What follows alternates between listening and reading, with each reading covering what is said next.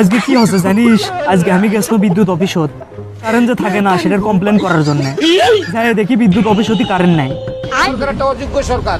কালকে 9টা সিরিয়াল দিছি 1:30 বাইরে হয়েছিস। আমার জীবনে এরকম লাইন দেখি নাই, গ্যাস চালু হওয়ার চলে আসতো বিদ্যুৎ চাই বিদ্যুৎ চাই। আমি সে সময় বলতাম যে বিদ্যুতের এমন অবস্থা শেখ হাসিনা করবে যে আপনারা ওই যে ফেরিওয়ালারা যেমন ঘুরে আর বলে চুরি বলে রাখবেন নাকি ভাই, এরকম বিদ্যুতের অবস্থা আমাদের হবে, আমাদের ঘুরতে হবে যে বিদ্যুৎ রাখবেন নাকি বিদ্যুৎ।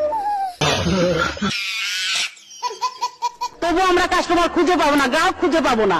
আজকে কিন্তু তাই হয়েছে। আজকে আর মানুষ বিদ্যুৎ চায় না, ঘরে ঘরে বিদ্যুতের আলো পৌঁছে গেছে। রুকো যারা, সবার করো। শান্তি, স্থিতিশীলতা ও মানবিক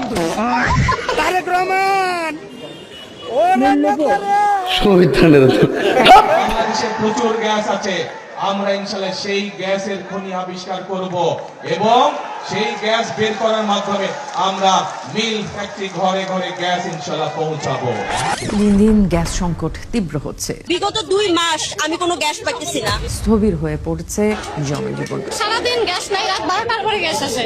আমাদের গ্যাস না থাকলে আমরা না খেয়ে থাকতে হয়। ঢাকা শহরে কোথাও গ্যাস নেই। বলেন কি? একটা শিশু জন্মের পরপরই হাঁটতে পারে না। হাঁটতে তার সময় লাগে কমপক্ষে 1 বছর লাগে। আমাদের নির্বাচিত সরকারের বয়স মাত্র 6 মাস। এই 6 মাসেই বিরোধীরা ফাঁদ পেতেছে, বিদ্যুৎ গ্যাসের সমস্যাকে ইস্যু বানিয়ে আন্দোলনে নেমেছে। সামনে হারিকেন নিয়ে বসে আর পেছনে ফ্যানের বাতাস খায়। বিদ্যুৎ না থাকলে ফ্যান চলে কিভাবে?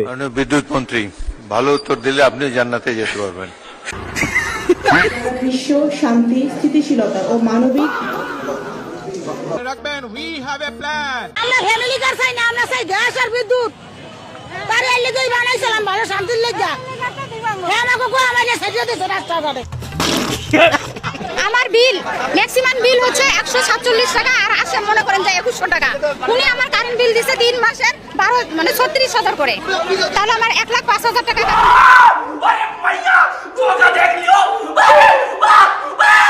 এবং সার্জিস জুলাই গণঅভ্যুত্থানের ফল দেখে রাখি বন্ধুরা, আজকের ভিডিওটি এমন ভাবে বানানো হয়েছে যেটা দেখলে আপনার হাসি থামবে না। শুধু কি তাই, রাজনীতিতে কত ধরনের মিথ্যা এবং জালিয়াতি করা হয় তা বুঝতে পারবেন। শুধু তাই নয়, ভিডিও শেষ অংশে এমন কিছু ভিডিও রাখা হয়েছে যেইগুলা দেখার পর আপনি অবাক হইবেন যে এই দেশে আমারও জন্ম হয়েছিল। তবে প্রিয় বন্ধুরা, সবার কাছে অনুরোধ করব ভিডিওটি দেখা শুরু করার আগে একটি লাইক দিয়ে আমাদের পাশে থাকবেন। থেকে একদম শুরুতে যদি সরিয়ে দেওয়া যেত সেটা ভালো। সেই কাজটি এনসিপি মূলত করেনি। তাদেরকে কে পরামর্শ দিয়েছিল আমি জানি না। তারা মূলত ক্ষমতায় দ্রুত বসার জন্য তারা ভাবছিল যে আমাদেরকে দ্রুত ক্ষমতা দখল করতে হবে, বসতে হবে, উপদেষ্টা হতে হবে, মন্ত্রী হতে হবে। বিএনপি জানে কখন কি করতে হয়। জামাত যে সময় চেয়েছিল রাষ্ট্রপতির পদত্যাগ, ওই সময় যদি বিএনপি সায় দিত তাহলে বাংলাদেশে কোনো নির্বাচন হতো না। সুতরাং এখন রাষ্ট্রের যথেষ্ট, আমার কাছে মনে হয় যে রাষ্ট্র কন্ট্রোলের মধ্যে রয়েছে, একটা ভারসাম্যপূর্ণ পরিস্থিতি বিরাজ করছে। এখন এই রাষ্ট্র থেকে যদি রাষ্ট্রপতি পদত্যাগ করে, যেহেতু নির্বাচিত সরকার, এমন কোন চক্রান্ত তার পক্ষে আসলে করার সুযোগ ছিল না, কারণ জাতীয় সংসদে যারা আছে জনগণের ভোটে নির্বাচিত। বাহ বাহ সুধীর ভাই, বাহ। আবার বলেন কথাটা, আবার বলতে হবে, আবার বলেন। ব্যাপারটা মানে হজম করতে একটু সমস্যা হচ্ছে। কষ্ট হচ্ছে না? আচ্ছা, দর্শকদেরও কষ্ট হবে এবং হাসনাত এবং সার্জিস তারা হজম করতে পারবে না, কিন্তু এটাই সত্য। জুলাই গণঅভ্যুত্থানের সময় নাহিদ ইসলাম এবং আসিফ মাহমুদ তারা জুলাইয়ের প্রকৃত নায়ক এবং হাসনাত এবং সার্জিস জুলাইয়ের খলনায়ক। এখন এইটা যদি প্রমাণ আপনি চান তাহলে আপনি নাহিদ ইসলামকে জিজ্ঞেস করবেন, যদি আপনার কখনো সুযোগ হয়, যে জুলাইয়ের সময় হাসনাত এবং সার্জিসের ভূমিকা কি ছিল। কবেকার বিএনপি ছিলেন বলেন তো? কবেকার? আমি সবসময়ের বিএনপি। সবসময়ের হ্যাঁ, বিএনপি। সবসময়ের বিএনপি। সবসময় এক জওয়ান পত্রিকার কথা বলে বেড়ান, যেটার একটা ইয়াও বাইরে না। হ্যাঁ, সবসময় আমি বিএনপি, নিজের কোনো সময় পরিচয় দেন, বিএনপি আমি না। বিএনপির চেষ্টা আপনার সমস্যা কি? করতেছি।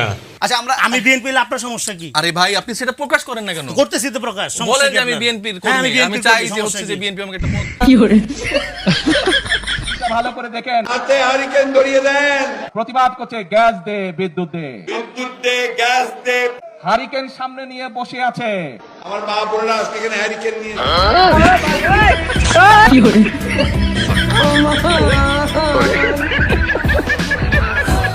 দিল্লি, কেউ যায় পিন্ডি, কিন্তু বিএনপি রয়ে গিয়েছে এই দেশে, এই দেশের মানুষের পাশে। আমি বিশ্বাস করি না। এই বাংলাদেশ হচ্ছে আমার, আপনার, আমাদের সকলের শেষ ঠিকানা। এদেশেই আমরা জমেছি, এই দেশেই আমাদেরকে মরতে হবে। বিদেশে কোনো আমাদের ঠিকানা নেই, এই দেশই আমাদের ঠিকানা। রুকো যারা, সবার করো। এই দেশ যদি আমরা গড়ে তুলতে না পারি তাহলে আমরা কোথায় যাব? আমাদের যাবার জায়গা আছে কোনো? আমাদের প্রথম ঠিকানা বাংলাদেশ, শেষ ঠিকানা বাংলাদেশ। স্যার ও যা বলছে সব মিথ্যা কথা। কি সাক্ষ্য প্রমাণ আছে তোমার কাছে? অনুমতি দিলাম। অনেকদিন একটা দেশে ছিলাম তো আমি, অনেকদিন তো একটা দেশে ছিলাম আমি। Ladies and gentlemen, welcome to London. দাবিদার যদি কেউ থাকে সবার আগে 1 নম্বরে দেশনেত্রী বেগম খালেদা জিয়াকে জুলাই গণঅভ্যুত্থানের জন্য সেই কৃতিত্বটা অবশ্যই ওনাকে দিতে হবে। একাধিক গণঅভ্যুত্থান হয়েছে, তা কোনোদিনও মুক্তিযুদ্ধের সাথে তুলনা বা সমতুল্য করা যাবে না। প্রথম নারী মুক্তিযোদ্ধা হিসাবে দেশনেত্রী বেগম খালেদা জিয়া, তাকে স্বীকৃতি দেওয়াটা অত্যন্ত গুরুত্বপূর্ণ বলে আমি মনে করি।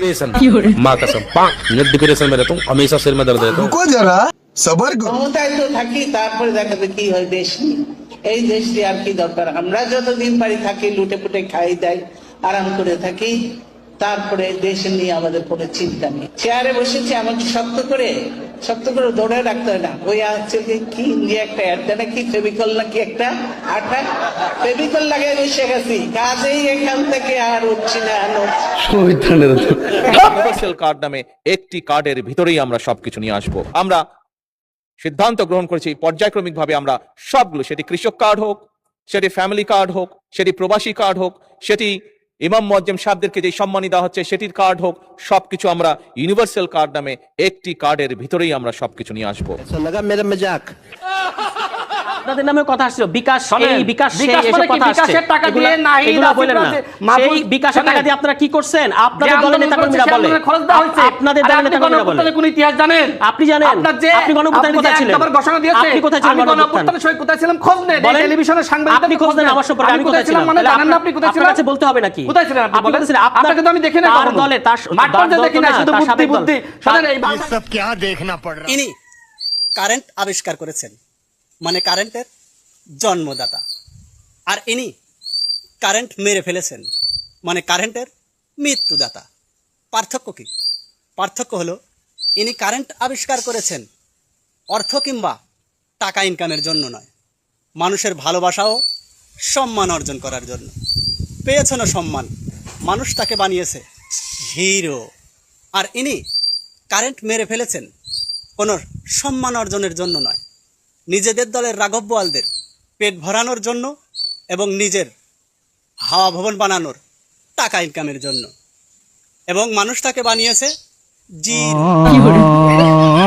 তবে বন্ধুরা, আজকের জন্য এই পর্যন্তই। দেখা হবে আবার অন্য কোনো ভিডিওতে। Bye bye, tata, Gaya.